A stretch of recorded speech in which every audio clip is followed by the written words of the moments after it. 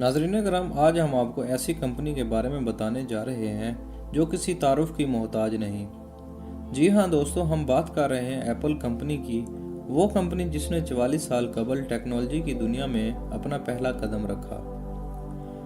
Apple incorporation ایسی امریکی multi national company ہے جو consumer electronics, computer softwares اور آن لائن سروسز کے نئے ڈیزائن ایجاد کرنے اور بیچنے میں اپنا کوئی ثانی نہیں رکھتی۔ Apple company Microsoft, Google, Amazon اور فیس بک جیسی بڑی ٹیک کمپنیوں کے ہم پلہ سمجھی جاتی ہے۔ ایپل کمپیوٹر کمپنی 1 اپریل سن 1976 کو مارز وجود میں آئی۔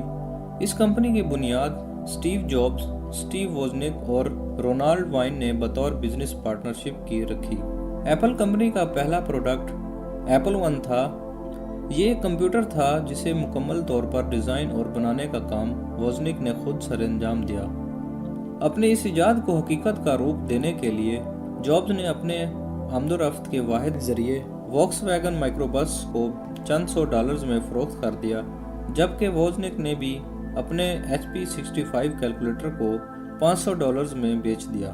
ایپل ون کو مدر بورڈ کے طور پر بیچا گیا، جس کے ساتھ CPU، ریم اور بیسک ٹیکسچوئل ویڈیو چپس بھی فراہم کی گئیں۔ جولائی 1976 کو ووزنک نے ہوم بریو کمپیوٹر کلب میں پہلا پروٹوٹائپ متعارف کروایا۔ 3 جنوری 1977 کو ایپل کے بزنس پارٹنر وائن نے انکارپوریشن کے 12 دن بعد ہی ایپل کمپنی کو چھوڑ دیا اور اپنے شیئرز جابز اور ووزنک کو $800 میں بیچ دیے۔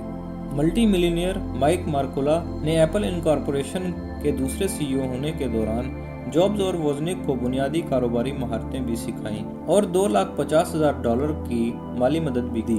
پہلے 5 سالوں میں ایپل کمپنی کا ریونیو تیزی سے بڑھتا گیا، جو کہ ہر 4 مہینے بعد دگنا ہو جاتا تھا۔ ستمبر 1977 سے ستمبر 1980 تک ایپل کے سالانہ گروتھ ریٹ میں 533% اضافہ ہوا۔ 16 اپریل 1970 کو ایپل II پہلے ویسٹ کوسٹ کمپیوٹر فیئر میں متعارف کروایا گیا، جسے ووزنک نے ہی ایجاد کیا تھا۔ ایپل II اپنے اس وقت کے کمپیٹیٹرز TRS-80، کوموڈور PET سے بہت مختلف تھا، کیونکہ ایپل II میں سیل بیسڈ کلر گرافکس اور اوپن آرکیٹیکچر کی خصوصیات تھیں۔ ایپل II عام کیسٹس کو سٹوریج ڈیوائسز کے طور پر استعمال کر رہا تھا، جس کی وجہ سے اسے 1978 میں فلوپی ڈسک ڈرائیو انٹرفیس کی ایجاد نے ریپلیس کر دیا۔ 1979 میں ایپل II کو بزنس ورلڈ کی پہلی اسپریڈ شیٹ ویزیکیلک کے ڈیسک ٹاپ پلیٹ فارم کے لیے استعمال کیا گیا۔ ایپل II کے ویزیکیلک میں استعمال کی وجہ سے اسے بہت مقبولیت حاصل ہوئی، اور چونکہ ایپل II آفس کے ساتھ کمپیٹیبل تھا، اس لیے لوگوں نے اسے اور بھی سراہا۔ سن 1979 کے اختتام پر ایپل کمپنی کے پاس پروڈکشن لائن اور کمپیوٹر ڈیزائنر کا سٹاف موجود تھا۔ دسمبر 1979 میں جابز اور دیگر ملازمین بشمول human computer interface expert Jef Raskin نے زیروکس پارک کا دورہ زیروکس آلٹو کو دیکھنے کے لیے کیا۔ زیروکس نے ایپل کے انجینئرز کو 3 دن پارک کی سہولت استعمال کرنے اس شرط پر دی کہ وہ ایپل کے 1,00,000 شیئرز ایپل کی پری IPO قیمت $10 پر شیئر خریدنے دیں گے۔ جابز اسی وقت راضی ہو گئے کہ آنے والے نئے کمپیوٹرز میں گرافک یوزر انٹرفیس استعمال کیا جائے گا اور ایپل لیسا کے لیے GUI تیار کرنا شروع کر دے گی۔ اس کے ساتھ ہی IBM اور دوسری کارپوریشن کمپیوٹر کمپنی کے مقابلے کی ٹکر دینے کے لیے ایپل نے مئی 1980 میں ایپل III متعارف کروایا۔ 1982 میں لیزا ٹیم میں نفاق کی وجہ سے جابز کو ٹیم سے باہر نکال دیا گیا۔ اس کے بعد جابز نے ووزنک اور راسکنز سے لو کاسٹ کمپیوٹر پروجیکٹ پر کام کروایا اور مل کر ایک ایسا گرافک سسٹم بنوایا جو لیسا سے سستا اور تیز تھا۔ 1983 میں لیسا پہلے پرسنل کمپیوٹر، جس میں GUI بھی موجود تھا، کے طور پر منظر عام پر آیا، لیکن محدود سافٹ ویئرز اور آسمان چھوتی قیمتوں کی وجہ سے بری طرح ناکام ہو گیا۔ 1984 میں ایپل کا میکنٹوش، جو کہ پہلا پرسنل کمپیوٹر تھا، منظر عام پر آیا۔ اس کمپیوٹر میں انٹرنل گرافک ڈیزائنر انٹرفیس اور ماؤس بھی تھا۔ 1984 میں ایپل نے اسے لانچ کیا اور یہ پہلا ایسا کمپیوٹر تھا جو پروگرامنگ لینگویج کے بغیر بکا۔ 1985 میں 2 سال بعد لیسا پرسنل کمپیوٹر بننا بند ہو گئے، جبکہ ایپل کے میکنٹوش کو پذیرائی ملی۔ 1985 के आगाज में मैकिन्टोश की अच्छी सेल हो रही थी, लेकिन स्पीड कम और मालियत ज़्यादा होने की बदौलत सेल यकदम गिरने लगी। इस खसारे की वजह से जॉब्स और सीईओ स्कली में अनबन हो गई, जिस पर सीईओ ने जॉब्स को मैकिन्टोश डिवीजन के जनरल मैनेजर की हैसियत से बर्खास्त होने को कहा। बात इतनी बढ़ गई कि सितंबर 1985 में जॉब्स ने अपनी कुर्सी से रिजाइन दे दिया और अपने साथ मुलाजमीन की बड़ी तादाद को नई इनकॉर्पोरेशन बनाने के लिए भी ले गया।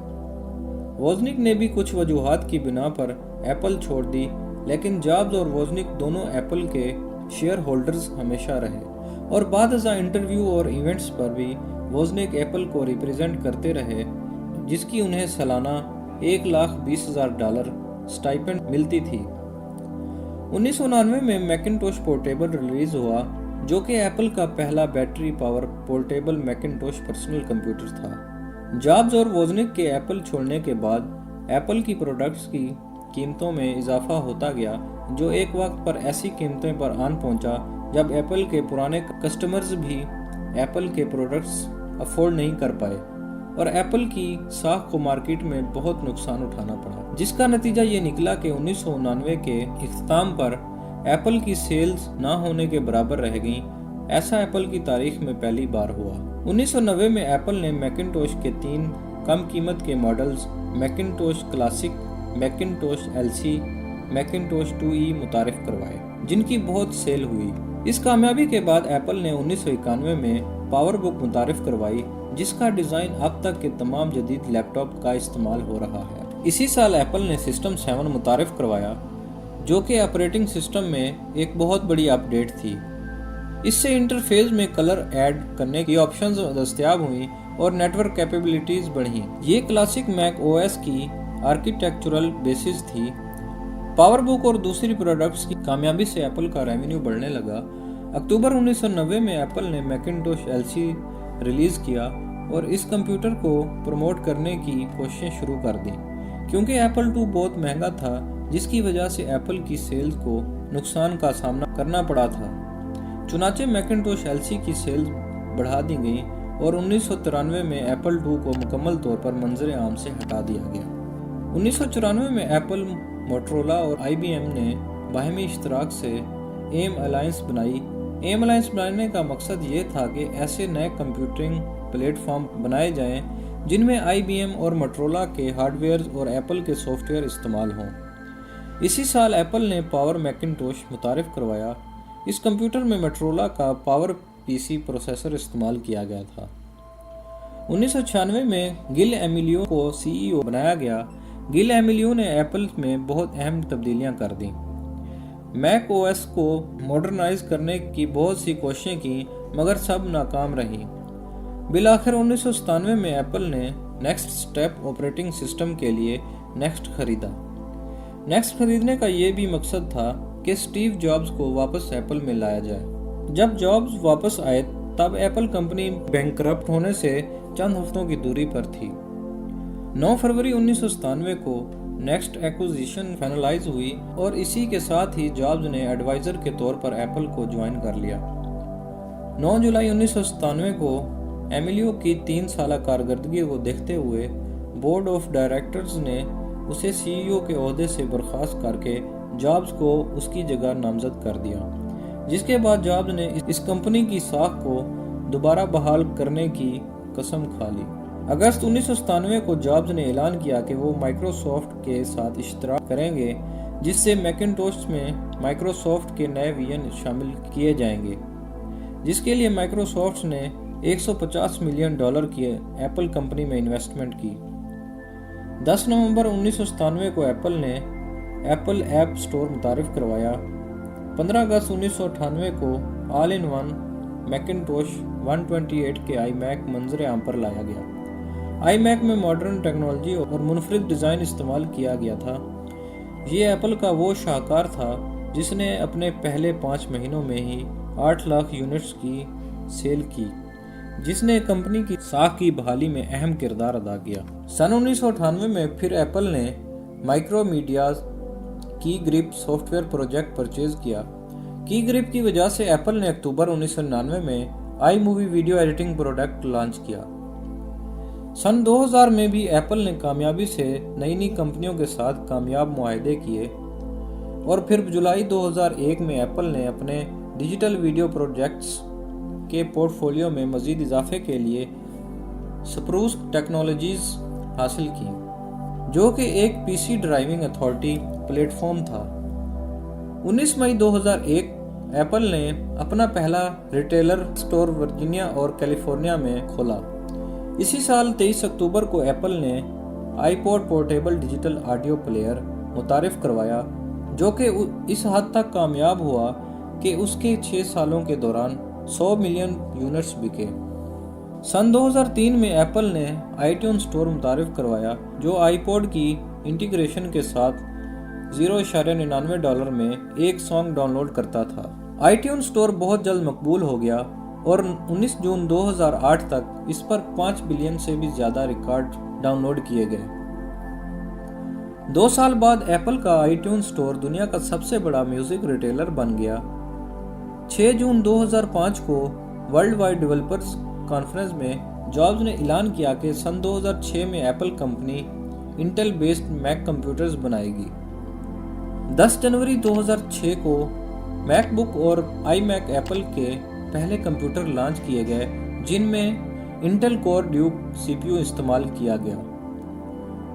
7 اگست 2006 کو ایپل نے انٹل چپس میں تبدیلیاں کی، جس کی وجہ سے پاور میک، آئی بک، پاور بک برانڈز ریٹائر ہو گئے اور ان کی جگہ میک پرو، میک بک پرو نے لے لی۔ ایپل نے 2006 میں بوٹ کیمپ بھی متعارف کروائے، جو صارفین کو until make O S x میں ونڈوز وسٹا، ونڈو ایکس پی انسٹال کرنے میں مدد دیتے تھے۔ 2003 سے 2006 تک کے عرصے میں ایپل کمپنی کامیابیوں کا آسمان چھو چکی تھی، جس کا واضح ثبوت اس کے شیئر پرائس سے عیاں ہوتا تھا۔ 9 جنوری 2007 میں میک ورلڈ ایکسپو میں اسپیچ کے دوران جابز نے ایپل کمپنی کا نام ایپل کمپیوٹر انکارپوریشن سے بدل کر ایپل انکارپوریشن رکھنے کا اعلان کر دیا اور اس وقت سے کمپیوٹرز سے زیادہ کنزیومر الیکٹرانکس بنانے کے عزم کا اظہار کیا۔ اسی ایونٹ میں ایپل ٹی وی اور ایپل آئی فون کی بھی اناؤنسمنٹ کی گئی اور سیلز کے پہلے 30 گھنٹوں میں ہی 2,70,000 آئی فون یونٹس بیچ دیے۔ یہ ڈیوائس ایپل کمپنی کے لیے گیم چینجر ثابت ہوئی اور iPhone, iPad, iPod product سے ایپل کمپنی کو بہت سی کامیابیاں ملی۔ Touch iPhone, iPod میں تھرڈ پارٹی اپلیکیشن بیچنے کے لیے ایپل ایپ سٹور لانچ کیا، جس پر ایک مہینے کے اندر ہی 60 ملین اپلیکیشنز رجسٹر ہوئیں، جس سے $1 ملین کا ریونیو جنریٹ ہوا۔ اکتوبر 2008 میں ایپل کمپنی آئی فون کی وجہ سے دنیا کی تیسری بڑی mobile handset supplier company بن گئی۔ 14 جنوری 2009 کو جابز نے 6 مہینے کی شدید علالت کے سبب چھٹی لے لی۔ جابز کی غیر موجودگی میں بھی ایپل کمپنی نے اپنا ریکارڈ قائم رکھا اور کامیابیاں سمیٹی۔ جون 2010 میں ایپل نے آئی فون 4 متعارف کروایا، جس میں ویڈیو کالنگ، ملٹی ٹاسکنگ جیسی زبردست سہولیات موجود تھیں۔ 17 جنوری 2011 میں جابز نے دوبارہ میڈیکل لیو لی، لیکن وہ ایپل کے اہم کاموں میں اس دوران موجود رہے۔ جون 2011 میں جابز نے دنیا کو آئی کلاؤڈ سے متعارف کروا کر چونکا دیا۔ ICloud online storage and synchronising services تھی، جس میں میوزک، فوٹوز، فائلز اور سافٹ ویئرز وغیرہ سٹور کیے جاتے تھے۔ یہ جابز کی وفات سے پہلے آخری پروڈکٹ تھی جو انہوں نے لانچ کی۔ 24 اگست 2011 کو جابز نے سی ای او کی پوزیشن سے استعفیٰ دے کر ٹم کوک کو منتخب کر دیا، لیکن وہ چیئرمین کی کرسی پر برقرار رہے۔ 5 اکتوبر 2011 کو جابز کی وفات ہو گئی، جس کے بعد چیئرمین کی کرسی لیونسن نے سنبھال لی۔ جابز نے اپنی بایوگرافی میں کہا تھا کہ وہ ٹیکسٹ بک انڈسٹری اور ایجوکیشن کو ری انوینٹ کرنا چاہتے ہیں۔ جابز کی وفات کے بعد پہلا پروڈکٹ 19 جنوری 2012 کو نیو یارک میں آئی او ایس کے لیے آئی بکس ٹیکسٹ بکس، جبکہ میک او ایس ایکس کے لیے آئی بک آتھر متعارف کروائی گئی۔ سن 2011 سے 2012 تک ایپل نے آئی فون 4S اور آئی فون 5 بنائے، जिन में कैमरा इंटेलिजेंस, सॉफ्टवेयर असिस्टेंट सीरी वगैरह बहुत सी मॉडिफिकेशन के साथ मंजर आम पर आए। 20 अगस्त 2012 को एप्पल कंपनी की market capitalisation world record $624 billion तक पहुंच गई। इस रिकॉर्ड ने माइक्रोसॉफ्ट के 1999 के रिकॉर्ड को तोड़ दिया। 2014 में एप्पल के 51 मिलियन आईफोन और 26 मिलियन आईपैड सेल हुए, जबकि मैक की सेल में भी सालाना इजाफा होता रहा। Apple inter brand annual best global brands report में 2013 से 2018 तक मुसलसल 6 साल टॉप पर रहा। जनवरी 2016 को ऐलान किया गया कि एप्पल की 1 बिलियन डिवाइसेस दुनिया भर में इस्तेमाल हो रही हैं। 6 अप्रैल 2017 को एप्पल ने क्लिप्स लॉन्च की, जो आईपैड और आईफोन में शॉर्ट वीडियोस को एडिट कर सकती थी। जून 2017 में एप्पल ने स्मार्ट स्पीकर होम पॉड के नाम से मुतारिफ करवाए, जो कि Sonos, Google home, Amazon Echo को कम्पीट कर रहे थे। 25 जुलाई 2019 को एप्पल ने $1 बिलियन के अवज़ इंटेल की स्मार्टफोन मॉडेम डिवीजन खरीद ली। 10 नवंबर 2020 को एप्पल डेवलपर्स ने कोरोना वायरस के हवाले से iOS डिवाइसेस में मास्क पहने हुए स्टिकर्स लॉन्च किए। नाज़रीन कराम, ये थी आज की हमारी वीडियो। अगर आप किसी भी मारूफ कंपनी की तारीख और उसके अरूज के मुतल्लिक मुकम्मल मालूमाती वीडियो बनवाना चाहते हैं तो उसका नाम नीचे कमेंट बॉक्स में ज़रूर लिखिए, और रोज़ाना की बुनियाद पर मज़ीद वीडियोस देखने के लिए वीडियो को लाइक और चैनल को सब्सक्राइब करना मत भूलिए। शुक्रिया। अल्लाह हाफ़िज़।